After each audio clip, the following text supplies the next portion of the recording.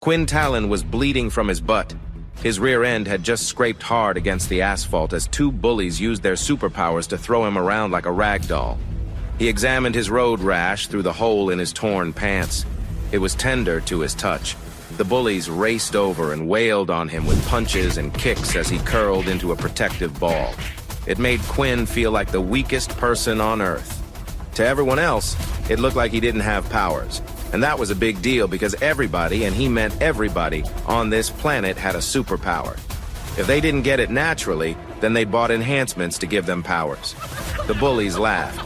"You're such a weakling," his friend chuckled. "Defend yourself, loser." Quinn was helpless. The sun sapped his strength for some reason. Quinn screamed, "Get off of me!" The bullies laughed again, and one punched Quinn in the nose. Blood poured out of his nose and smeared across his face. Suddenly, Quinn felt a surge of strength, and he pushed one of the bullies to the ground. The other's eyes went wide. "What the hell, man?" The first bully scrambled to his feet. "I just tripped is all. Let's get out of here before the teachers show up." The bullies ran off, leaving Quinn confused.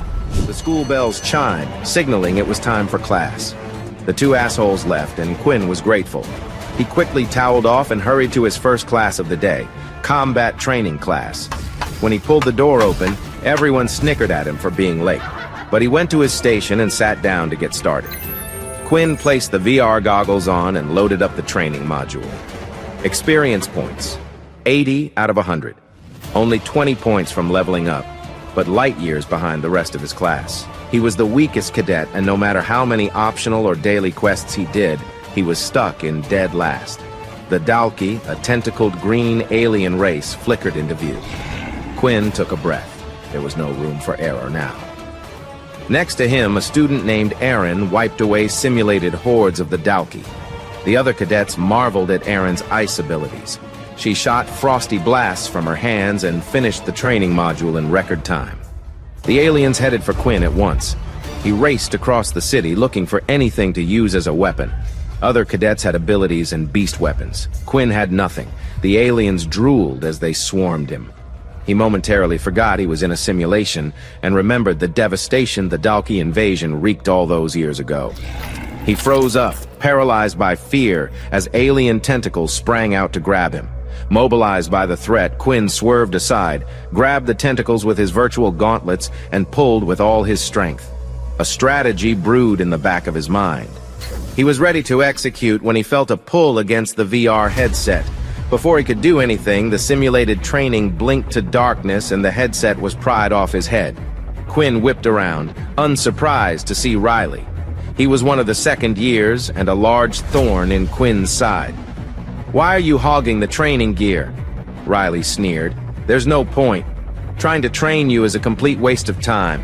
You should let the rest of the cadets here train. After all, we're the ones that will be protecting you and the rest of humanity if the Dalki invade again." Quinn reached for the headset. "Give it back!" Riley let Quinn grab the headset, but he did not let go. He felt Quinn pull and began to laugh. "Please don't tell me that's all the strength you've got. You're going to make me cry. Now bugger off already." Quinn pulled harder, but a sheen of silver appeared around Riley's hand, giving him a literal iron grip around the headset. Still, Quinn summoned all his strength and pulled. Riley's hand budged a smidge and his smile disappeared. "I said bugger off." A coat of shiny metal encased Riley's other hand right as he threw a thunderous punch. Quinn crashed onto the training ground floor, a welt instantly forming across his left cheek. A system message popped up over his eyes. Health, 4 out of 5. More of Riley's posse gathered around him. Riley smirked. "Come on, let's give Quinn here a good old superpower Sunday." Quinn tried to fight back, but the other bullies pinned him to the ground. A kaleidoscope of colors shot out of their hands. Mud and water and vines encased Quinn as he screamed and resisted. By the time they were done with him, he was trapped under a pile of colorless sludge, born from the elemental abilities of Riley and his posse. A superpower Sunday. Everyone knew that Riley was one of Momo's lackeys, and Momo was the Duke's nephew, a third-year cadet with a tremendous ability. Getting in Riley's way meant getting in the Duke's way, so none of the other cadets batted an eye. Even the combat instructor turned a blind eye. "Time to train," Riley called out to his posse. "Talentless Talon will be gone tomorrow. Even if he manages not to place last at the Apex trials, they'll be sending his weak ass home. Oh wait, he doesn't even have a home to go back to. They left Quinn Talon tangled in vines, covered in sludge, and crushed under the weight of their abilities. After class, Quinn headed to his mother's grave. His system blared with the same message over and over. Health, 1 out of 5. Replenish your health by eating food. Quinn wished he had a way to silence the useless system. It had done nothing for him so far. He took the train out of the military academy and back into the city, where he arrived at the cemetery. He laid out flowers by his mother's grave. "Today marks 8 years since you left, Mom," Quinn said wistfully. "I miss you every day."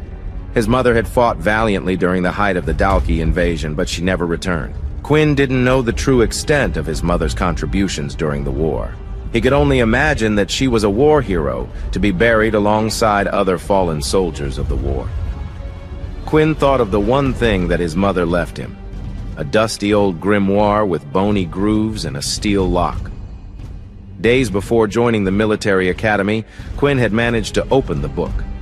Rather than provide him with an ability, the book flew straight into his chest. When he woke up the next day, a so-called system had been installed within him. Quinn clutched his chest, remembering that fateful night. "Mom, what exactly is this system you left me? I get these messages and statistics, but what help is it to know that I have 10 points of strength and 5 points of health? Every day it gives me a quest, and every day I've been gaining some experience points. But what exactly does any of it mean? I don't know anyone else with a system like this." Quinn's shoulders slumped. Other people are born with powerful abilities. The other cadets have earth powers, ice abilities, and even telekinesis. My roommate has the ability to copy someone else's ability. Some of them are born with it. Others are born into families wealthy enough to purchase powerful ability books. Quinn sighed. "I thought the book you gave me would be an ability book. But instead you left with this system that hasn't given me any powers. I have no idea what's going on with it, but right now, I've got no time left, Mom. The Apex trials are tomorrow, and I'm still 20 points away from leveling up. Will I even become more powerful if I level up? Or will the system messages just get more annoying? I just wish you could give me some answers, Mom. Sometimes I wish you were still here so you could point me in the right direction." As the sun peeked out from behind the clouds, a message came up on the system. "You are being hit by direct sunlight. All stats will be halved." Quinn rolled his eyes. It was one of the many strange debuffs the system gave him. He had no idea why sunlight weakened him, but he felt it. His muscles grew weak and he felt like he was dying of thirst. He sluggishly moved his hand to brush the dirt off his mother's tombstone. "I made it to the military academy by placing first in the written test, but this is a place where abilities dictate everything. If I don't place within the top 16 of the military academy tomorrow, they'll expel me. I'll have nowhere left to go, but I won't let that happen. I'll train as hard as I can for tomorrow, Mom, and I'll make you proud." Quinn got up and took the train back to the academy dorms. He had no idea how he was going to do it, but he remembered words his mother always liked to tell him: "Where there's a will, there's a way." Quinn told himself that over and over as he stepped inside the training grounds, put on a headset, and loaded up the Dalki training module. Fighting simulated aliens did not grant him any experience points, but he used it to hone his hand-to-hand combat. Using bare fists in a duel against superpowered humans was like bringing a snowball to a shootout, but Quinn repeated his mother's mantra: "Where there's a will, there's a way." Quinn's heart sank the next morning as he saw who he would be dueling against in the first round. With the Apex trials underway, all the cadets were notified of the tournament bracket. For many, the competition would determine how many levels they'd rise up since they enlisted in the military academy. For Quinn Talon, it would determine whether he still had a place to sleep. Quinn looked at the name next to his: Dan Elmwood. He was a second year and one of Riley's friends. It was just Quinn's luck that he would draw someone with a year's worth of experience in the military academy. He stepped into the military arena, a domed stadium that seated hundreds, elevated ringed around a circular stage where the cadets would face off against each other. He nervously watched Erin handle her opponent with ease. He watched as Riley pummeled his opponent with fists wrapped in metal. Finally, it was his turn. The speakers blared out. Number 64, first-year Quinn Talon versus number 28, second-year Dan Elmwood. Quinn and Dan stepped up onto the stage. As Quinn set his eyes on his opponent, a system message popped up. Combat quest, defeat Dan Elmwood. Reward, 20 experience points, and a random ability. Quinn's chest pounded. This was it. This was the duel of Quinn's lifetime, with everything at stake. Win, and he'll have enough points to level up, lose, and say goodbye to his future. Fight! Dan Elmwood charged forward, confident he could defeat Quinn in a matter of seconds. The second year vanished in a puff of smoke, and Quinn quickly remembered that Dan's ability had something to do with invisibility. Before he could react, Dan appeared right in front of him and threw a hard punch, sending him crashing to the ground. Health, 4 out of 5. Quinn pulled himself up before Dan could land another punch. He watched his opponent vanish in another puff of smoke. Quinn took a step back and attempted to predict his movements, but Dan appeared in front of him, smirking, and once again he was too slow to react. Quinn took a punch right to the gut and keeled over. Health, 3 out of 5. Quinn wheezed, but expected Dan to deliver a finishing blow. He forced his body to tumble to the side, narrowly avoiding what would have been a decisive kick below the waist. Quinn pulled himself up and gathered his breath. All that stood between him and certain expulsion were 3 points of health, but all he had to defeat an opponent who could turn invisible were his 2 fists. Where there's a will, there's a way. Quinn's eyes narrowed as Dan disappeared again with an arrogant smirk.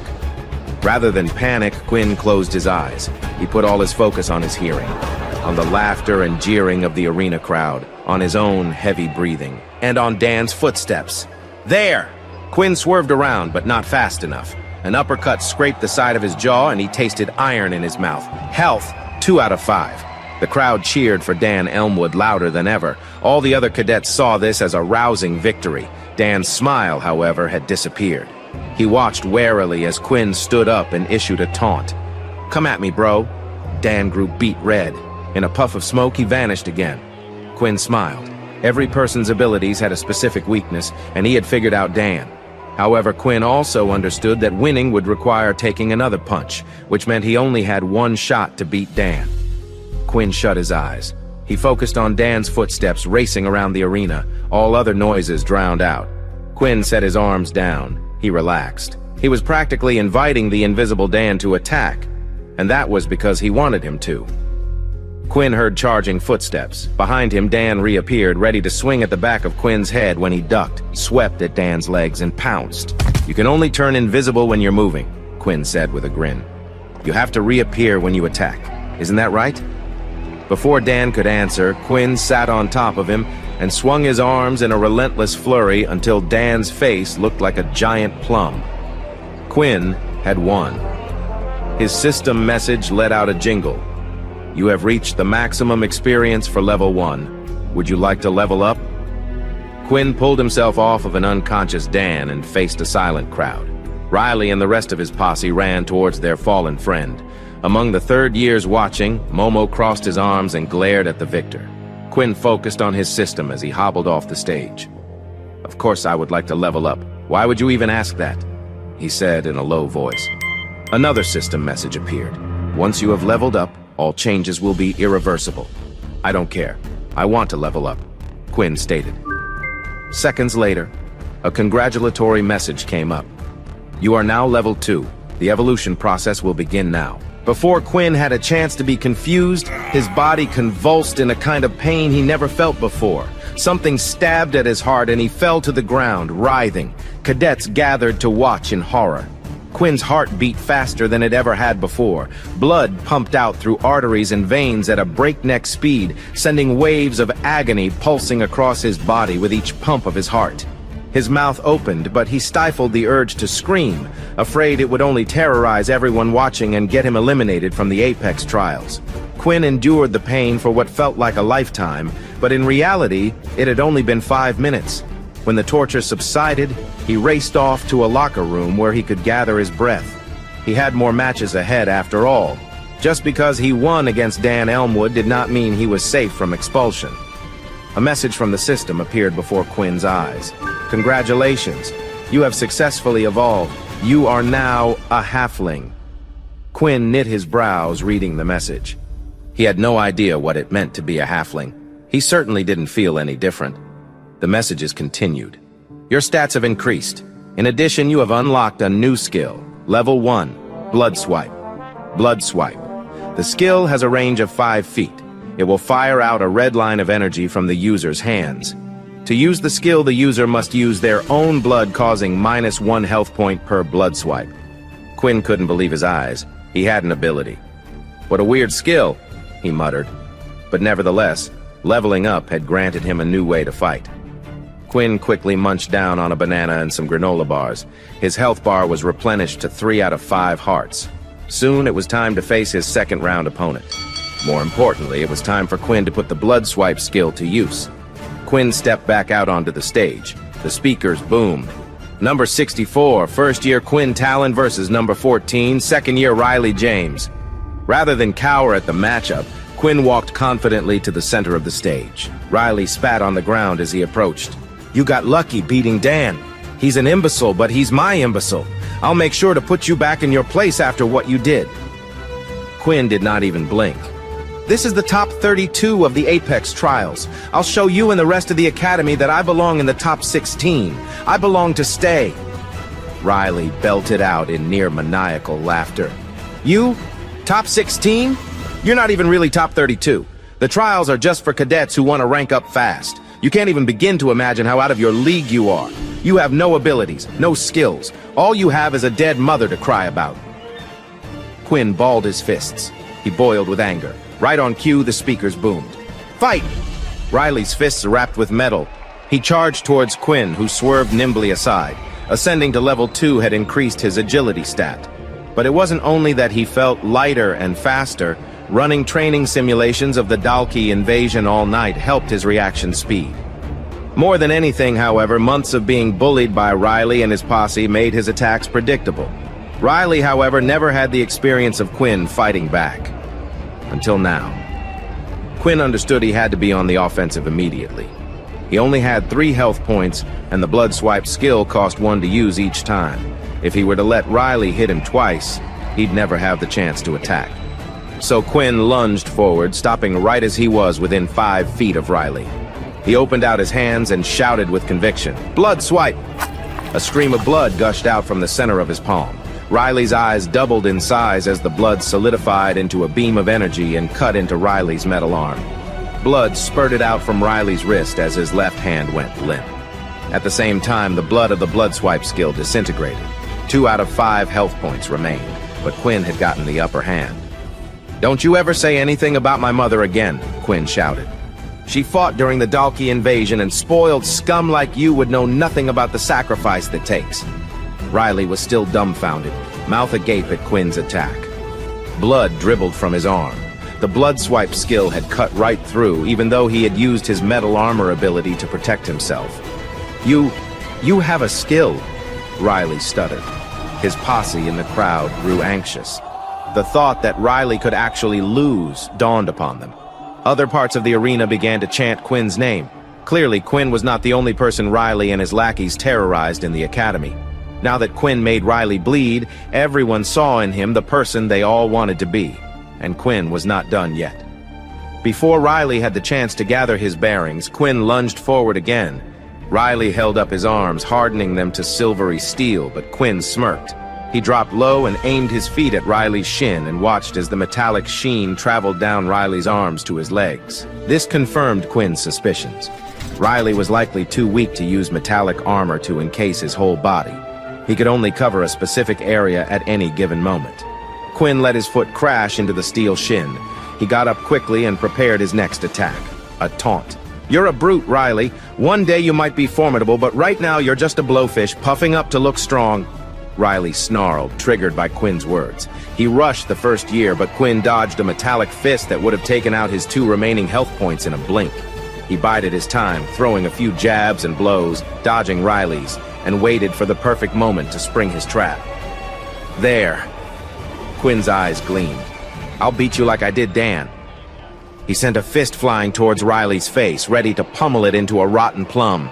Riley's metallic armor traveled up his body, to his face, and that was when Quinn raised his knee, sending it crashing into Riley's nether region. A deafening squeal rang out from the center of the arena. Riley fell to his knees, his voice dying as he fell unconscious. The crowd went quiet for a second, then burst out in cheers for Quinn. Among the cadets who stayed silent, Momo kept a stern gaze on Quinn and walked out of the arena. He walked out to the concourse where he found the Duke of the entire military academy, Uncle. The Duke was a boulder of a man that exuded sheer power, but in the presence of his nephew, he was but a jolly old fella. "You've been doing well in the trials thus far, I hear. Think you'll win?" Momo nodded, maintaining a stoic facade. "I do, but I'd like you to change the seating to put me up against someone next round." The Duke cocked his head. "Oh, there's someone you want to face?" A sinister smile stretched across Momo's face. "There's someone I'd like to kill." He pointed a finger into the arena where the crowd could still be heard chanting a name. "Quinn! Quinn! Quinn!" The victor was on cloud 9, but little did he know he would be going up against a third year next.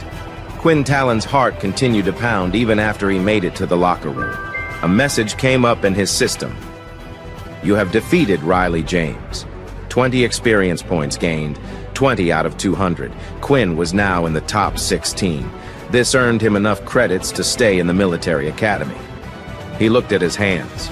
The blood swipe ability had saved him. The system his mother left him had saved him, right when he needed it the most. Despite being awash with relief, Quinn didn't get ahead of himself. He scarfed down 3 bananas and watched his health replenish to 4 out of 5 hearts. He ate a granola bar and returned to full health. He knew he'd need as many health points if he wanted to continue using his blood swipe ability. Another message, however, came up. "Your hunger grows. You can no longer suppress your need for blood." Before Quinn had the time to react, a military instructor walked in. "You're up, Quinn Talon." Quinn frowned. "What do you mean? I just fought." The instructor shrugged. "The third round is beginning, and you've been seeded against the first seed." Quinn blanched. "What? What are you talking about? Please follow me into the arena, now." Quinn stepped into the domed stadium in time for the speakers to announce the next match. Number 64, first-year Quinn Talon versus number 1, third-year Momo Takahashi. Quinn couldn't believe his ears. There must be something wrong. But when he looked at the stage, Momo was already standing there, arms crossed, eyes closed, waiting for Quinn to show up. Quinn walked forward with a frog in his throat. Before he could even prepare his heart, his speakers boomed, "Fight!" Momo opened his eyes. He stood nearly 2 heads taller than Quinn. His biceps alone were the size of Quinn's thighs. He was likely 95% muscle, and his stoic gaze filled with killing intent. "Wait!" Quinn stammered. This wasn't a fair fight. He was up against a third year. He was up against the strongest contestant in the Apex trials. Someone had clearly set him up for failure. Or perhaps something even worse. Momo reached behind his back and pulled out a whip. Flames spread from Momo's hand to the tip of the whip. Quinn realized what this was. A soul weapon. Beast weapons were the common weapons used by most cadets. They were found following the Dalki invasion as weapons crafted on advanced planets. But soul weapons were in a league of their own. Only when a cadet's weapon training matured did a soul weapon form from within the user's body. Quinn was about to find out just how destructive soul weapons were. Momo raced forward, cracking his flaming whip out. Quinn tried to dodge, but the whip lashed out in the exact direction he shifted his body. Quinn yelped out in pain. The edge of the whip licked his shoulder, tearing through his shirt and searing his collarbone. 3 out of 5 health points. The attack had taken 2 of his health points, just like that. Quinn braved the pain, but another system message appeared. You can no longer suppress your need for blood. Your health point will decrease by 1 for every hour you do not drink blood. Drinking blood will replenish health points and grant you stat points for upgrades. Quinn frowned. He had no idea what to make of this, but he felt his body become sluggish, even after eating 3 bananas earlier. His muscles weakened. The pain from the shoulder gash hurt more than he could have imagined. The thought of blood used to make him nauseous, but now he suddenly had a twisted craving to drink it. Momo sent the whip flying out again. Quinn tried to swerve, but once again he walked straight into the direction of the whip. Somehow, Momo was predicting exactly how Quinn was going to dodge. The flaming whip wrapped around his neck. The flames burned his skin and the whip tightened, strangling him. Quinn choked and flailed, but he could not free himself. "You are burning." 2 out of 5 health points. He grasped at the whip but seared his fingertips. "You are burning." 1 out of 5 health points. Quinn's vision grew spotty. He grew lightheaded. He saw Momo walk calmly towards him and crouch by his side. "Die, you little vermin. Go back to where the sun doesn't shine." Quinn's last health point blinked. He was dying, and no one was coming to save him. The crowd had gone silent. The only thing he could hear was his system's message. Quinn tried to free his arms, but Momo's grip was too strong. If he couldn't bring himself to hit Momo, how would he save himself? How on earth was he supposed to find blood amidst this carnage? As Quinn's thoughts cleared, he found himself fading towards unconsciousness. He thought about his mother. At last, they would be reunited in the afterlife. "I'm sorry, Mom, I tried." But right before passing out, Quinn heard a murmur in the crowd. Momo looked up, confused. "Who the hell is opening the roof?" Quinn saw the gigantic roof of the arena opening up, letting the moonlight illuminate the ground. It was a full moon night, and it wasn't just any moon. It was a blood moon. As the moonlight fell on Quinn, he felt a jolt of electricity run through his body. Momo and the rest of the crowd couldn't believe what they saw happening to Quinn. The system message chimed again. "Congratulations! You have unlocked Blood Moon Fatality." What happened next? To find out more, listen to My Vampire System only on the Pocket FM app. Click the download link below the video and start listening for free right now.